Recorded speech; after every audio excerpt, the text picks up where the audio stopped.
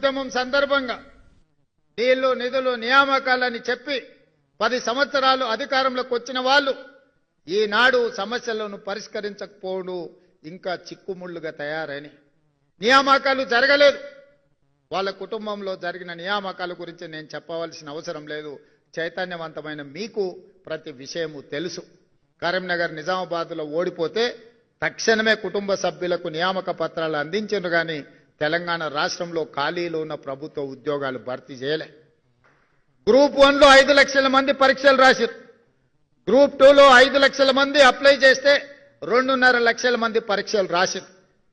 ఎన్నో కేసులేసి ఎన్ని చిక్కుముళ్ళు వేసి నిరుద్యోగ యువకుల జీవితాలతో చెలగాట మాడుతుంటే అన్ని కేసులను సమయస్ఫూర్తితో న్యాయస్థానాలలో సుప్రీంకోర్టు వరకు కొట్లాడి ఈ మధ్యనే దసరా పండుగ కంటే ముందు 562 మంది గ్రూప్ 1 ఉద్యోగాలు ఉమ్మడి రాష్ట్రంలో కూడా అన్ని నియామకాలు జరగలేదు.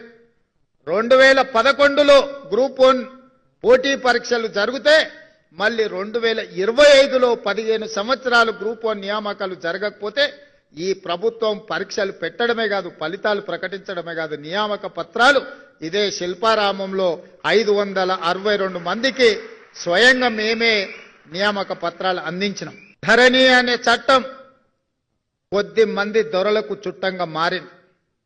ఈ ధరణి దరిద్రం ఒక ఎంఆర్ఓను పెట్రోల్ పోసి తగలబెట్టిన చరిత్ర ఈ తెలంగాణలో ఉంది. ఈ ధరణి దరిద్రం ఇబ్రహీంపట్నం ప్రాంతంలో జంట హత్యలకు కారణమైంది.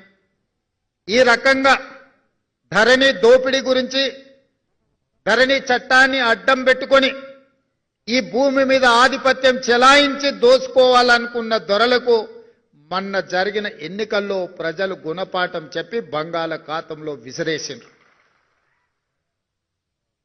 ఎన్నో కారణాలు ఉండొచ్చు మా గెలుపుకు, కానీ వాళ్ళ ఓటమికి ప్రధానమైన కారణం ఈ ధరణి అనే భూతాన్ని పెంచి పోషించి ఈ భూమి మీద ఆధిపత్యాన్ని సాధించాలని ఒక కుటుంబం ఒక రాజకీయ పార్టీ అనుకోవడంతో వాళ్లకు గుణపాఠం చెప్పాలి, ఈ భూమికి విముక్తి కలిగించాలి అని 4 కోట్ల తెలంగాణ ప్రజలు నిర్ణయించి ఈనాడు ఇందిరమ్మ రాజ్యాన్ని ప్రజా పాలనను అధికారంలోకి తీసుకొచ్చారు. రాబోయే 2047కి 1 ట్రిలియన్, ఈ రోజు 2034కి $1 ట్రిలియన్ ఎకానమీగా, 2047కి $3 ట్రిలియన్ ఎకానమీగా తెలంగాణ ఆర్థిక పరిస్థితులను అభివృద్ధి చేయాలనుకుంటున్నాం. ఇవాళ దేశంలో తెలంగాణ రాష్ట్ర జనాభా 2.5%. దేశ ఆర్థిక వ్యవస్థలో మనం 5% ఈరోజు కంట్రిబ్యూట్ చేస్తున్నాం. ఈ 5%ని 10%కి కేంద్ర ప్రభుత్వం 2047లో $30 ట్రిలియన్ ఎకానమీగా మారాలనుకుంటుంది. ఆనాడు ఈ దేశ ఆర్థిక వ్యవస్థలో 10%ని తెలంగాణ నుంచే అందించాలన్న లక్ష్యంగా ఈరోజు మన ప్రభుత్వం చేస్తున్నది. ఆ లక్ష్యానికి చేరుకోవాలంటే మీ వంతు సహకారం